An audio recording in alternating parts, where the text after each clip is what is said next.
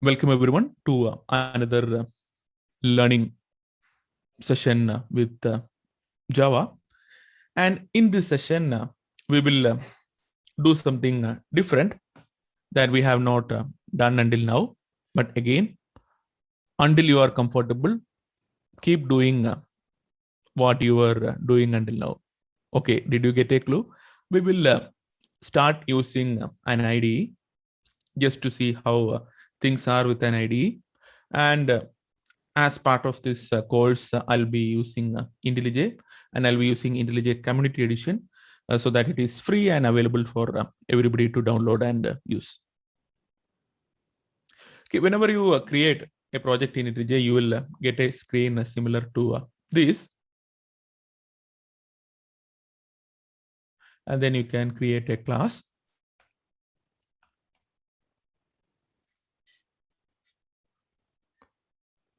So I have my hello class, and as we saw in last class, we can create variables.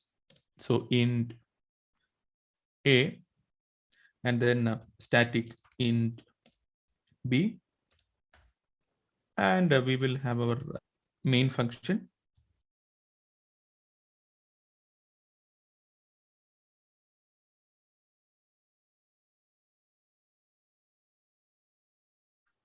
Public static void main string argus. We had all made a mistake using capital letters for keywords and all, right?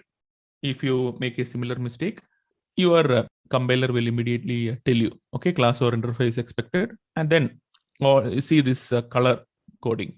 So you can see that keywords are in a different color.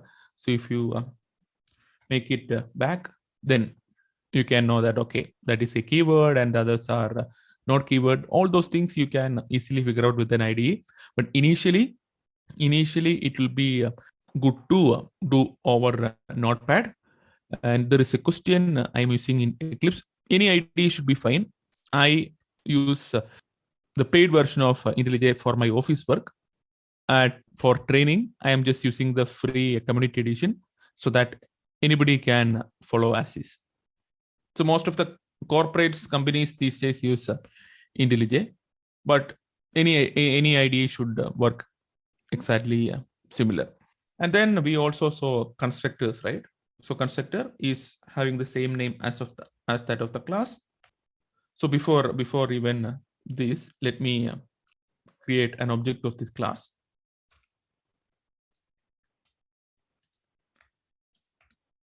Hello h1 equal to new hello. You can see that, okay, we have created an object of this particular class. And then if we print out,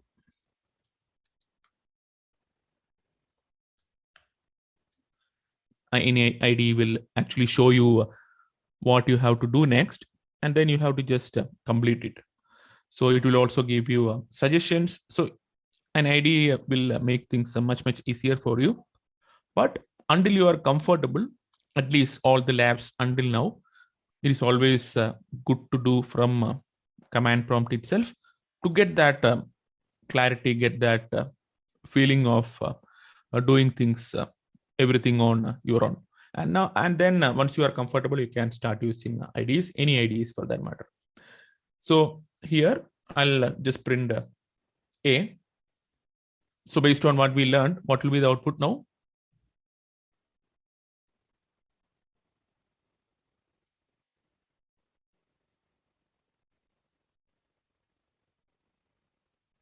So a is non-static, and this main method is static. So from a static context, you cannot call a non-static context. So for that, we have to use the object. Okay, so now what do you think will be the output? Okay, it will be 0. Okay, so now let us see the static variable. So for the static variable, and before that, we talked about a little bit about concatenation, right? So now it is only 0. So to make it clear, I'll just mention h1 dot a equal to, and then I'll put a plus, and then I will put this value. So if I run this now, it will be h1.a equal to 0. So then you can easily copy paste in your IDE, and then instead of h1.a, if I do h1.b, what will happen? So at least the compilation errors, now I cannot ask you what will happen, because the IDE itself will tell you that, okay, this is not going to work. But if you are going for writing an exam, or if you are going for an interview, you will have to know whether certain things will work or not. So that is where your normal program will help you. Okay, so now again, as you know, the result will be 0. I can also call this as, which is actually kind of the best practice. Directly I can say B, because B is static. So this is within the same class. So that is why I am able to directly call it. Or if it is in a different class, what you have to do? You have to call it like hello.b.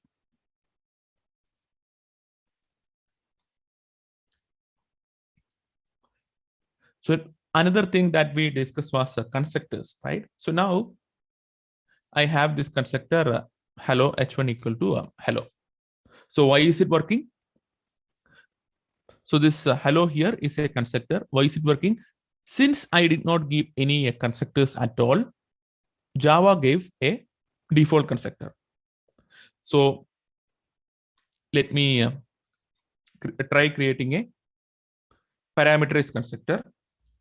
Hello int a comma int b. And as we learned, if the variable names are same, what we have to do? You have to say this dot a equal to a, and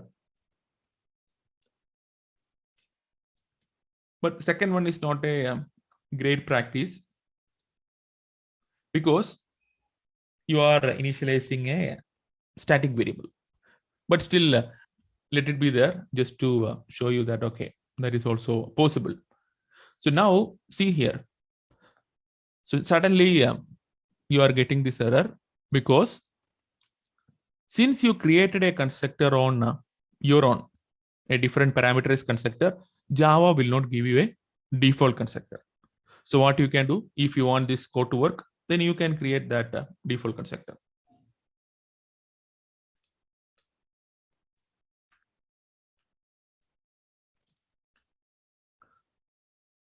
So now there are no errors. So this is the default constructor that Java created for us.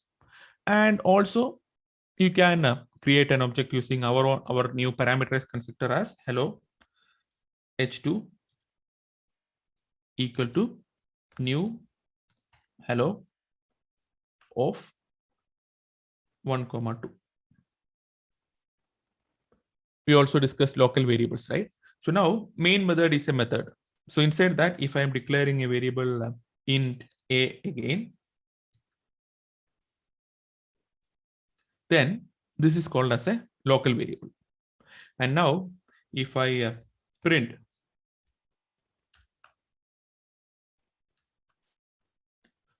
this a, what will happen? It will give me warning that variable a might not have been initialized. So I have to give a value, and if I am printing it, then I have a here, but the a here will take precedence. So because it is a local variable. So this idea of static variables, instance variables, local variables, and all are very much important. So these are very, very core essential topics.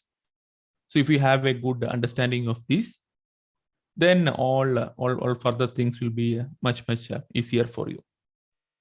And one more concept with respect to methods, I can have a public void hello. So we also discussed yesterday, right? I can also have a method with the same name as that of the class.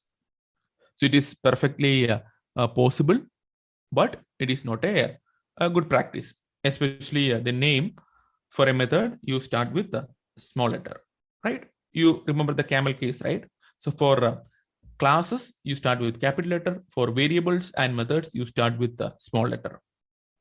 There's a question: instance variables and local variables. Yes. So instance variables you declare in the class, but outside of all the methods. So here int a is a instance variable, and local variable, this int a is declared within a method.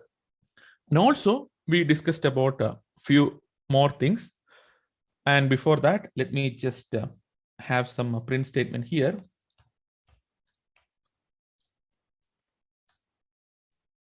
And I will say constructor. And also I talked to you about blocks, right? So I can create a block here just without any name like a method or anything, and say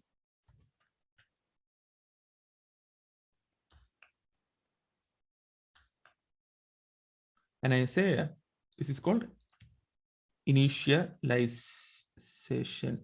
block.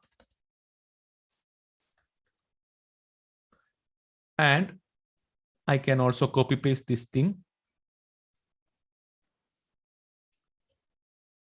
and write static initialization block, and then I can write static here. Okay, now forget about all these print statements.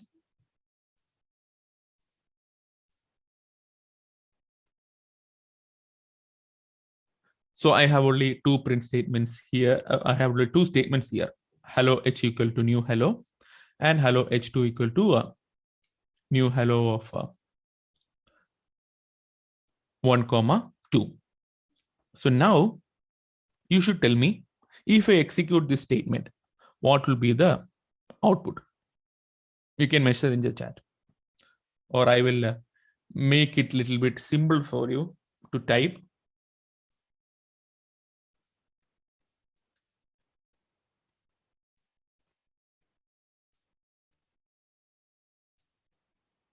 Okay, so now you tell me, what will be the output of this program if I run this? There is a question. Also, the scope of local variables is restricted to the method only where it is declared. Yeah, it is only restricted to the method where it is defined.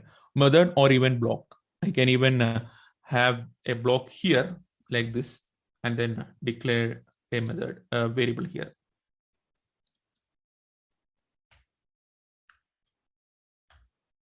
That is also possible. A block within a method.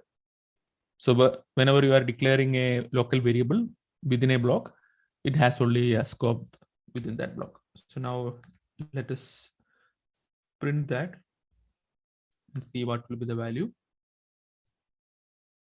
What will be the value? There won't be any value because this is declared within this block. Now, compiler is believing that, okay, you are trying to access this A.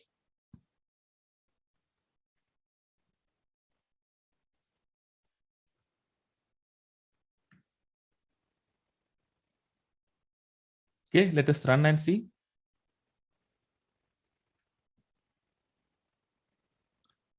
There is a question without any name. You did open brackets. Yeah, you can do that. So this is called a initialization block, and this is called a static initialization block. Okay, so here this ID itself gave you a clue that this hello is not being used anywhere. So this is not the constructor. This is just a method. We are not calling it. So it is not executed. Okay, so this is the constructor. So even if it was capital H also, it will not be called. So that is why you have to understand, okay, this type of coding can create confusions. And if you want, so this is not a constructor, this is just a method. And if you want to print from a constructor, I have to print from here.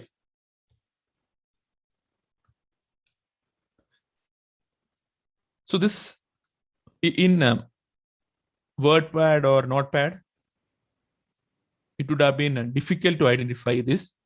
But in IDE, by looking here itself, I can say that, okay, this is not being used. So here I will give C. And now if I execute, it will say SIB, IB, C, IB. So can you tell me why? The reason is because whenever you are calling this constructor, hello, what all things will happen? First, the first time when this class is loaded, SIB, which is the static one, will be called. Then this initialization block will be called.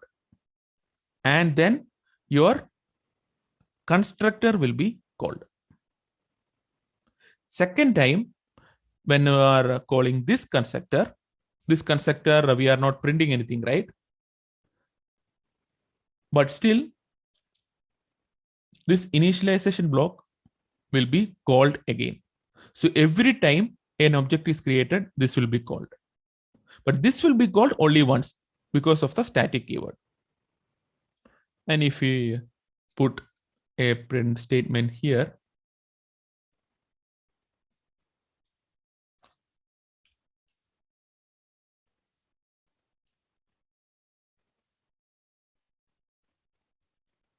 CP for parameterized constructor,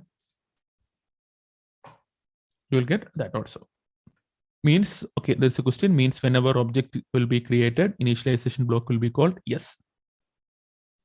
Static initialization block will be called only once. So Susmita is asking, okay, can you explain one more time? Yes, definitely. Now I will explain. I wanted to ask you or check your understanding. So this is why yesterday when I talked about many of these things, you told you have understood. So now I will quickly repeat. So we have created the two variables, and we tried printing them using the object, as well as directly using the class name, as well as directly referencing it, since it is from the same class. So the variables part is clear for all of you, right? The only confusion is about the methods and blocks, right? So blocks, this starting curly brace and ending curly brace is called as a block. So this block can come with a name. In that case, it will be a method or a constructor. So this is a block with a name. So it is a method. And this is a block with a name. And this is a constructor. And blocks can also come without any name, like this or like this. So whenever you are declaring it within a method, it is only to restrict the scope. So here, the scope of this variable A is only within this block. And whenever you are declaring something outside of a method, so basically here, the scope is within this curly brace. So this A is visible everywhere within this curly brace. So all sub curly braces also. And also you can have these curly braces directly within your class. And whenever you are putting directly within your class, it is called as initialization block or static initialization block. This static initialization block will be called only once. And the normal initialization block will be called every time you create an object. So if somebody is asking you, you want to execute a statement, irrespective of what constructor is called. One option is you can copy paste that line into every constructor, or you can put it in an initialization block so that irrespective of what constructor is called, this initialization block will be called. So now we have looked into all the things that we have learned in last class, right? So there were a lot of theory, but again, once you actually practice these things, once you actually see these things live, then only that theory will be complete. So theory is definitely needed. So now if you go back and read all those notes, it will be much more clear for you. So always read, practice, and again read. And then how can I call this method? Just for completion, I can call just like h1 dot, and see, after I typed h1, and if I type h, nothing will happen because we had made it as capital letter, and Java is case sensitive. And if I make it as small h, suddenly I'll get this hello as a suggestion from my IDE. Then I click on hello and all that. And another reason I use IntelliJ for training purposes is because, so now you are able to clearly see this screen, right? Yes, and that is because IntelliJ has something called as presenter mode. So now if I exit the presentation mode, so it will be the normal coding mode. So in normal coding mode, it will be much smaller. But whenever I am presenting, I can go to the presentation mode, and everything will come up. And if I need to use the sidebar, I can say command 1, and then it will come. So for training and demonstrations, it is very good. So I want all of you to install IntelliJ IDE Community Edition, which is free. But if you are already working with Eclipse, it is also fine. But if you are not using any IDE, then I would suggest you to start using IntelliJ IDE Community Edition. So make sure whatever we have done until now are 100% clear. Because in next class, we are going to start learning about something very much interesting. All our loops, decision-making concepts, and all those things. And along with that, we will also learn about data structures, algorithms, and all. And we will be practicing those data structures and algorithms using whatever language we are learning. So today it was comparatively a smaller session, but still I hope everybody have learned something. So please practice and watch these recordings, practice everything that we have learned until now again and again. And any doubts, message in the group, and I'll be more than happy to help you. Because if you are not sure about these things, then it might take a little bit time for you to understand the next set of things that we'll be learning. Code and contents are available in javaji.com. Recordings I'll be uploading to CSC Cafe channel. Many of these examples are there in javaji.com, so you can just copy paste and use it. So theory and all those contents, questions, all those things are available in Java.ge, but recording will be in CSC Cafe. Okay, so that's it. We will wind up for now. Have a nice weekend ahead, and make sure you practice all these things, and then come back fresh next week for a new set of topics, which will be our operators, decision constructs, looping constructs, and a little bit of data structures. And after that, in third phase, we'll be learning about something which is very interesting, which is object-oriented programming. Okay, so bye-bye for now, and see you all in the next class.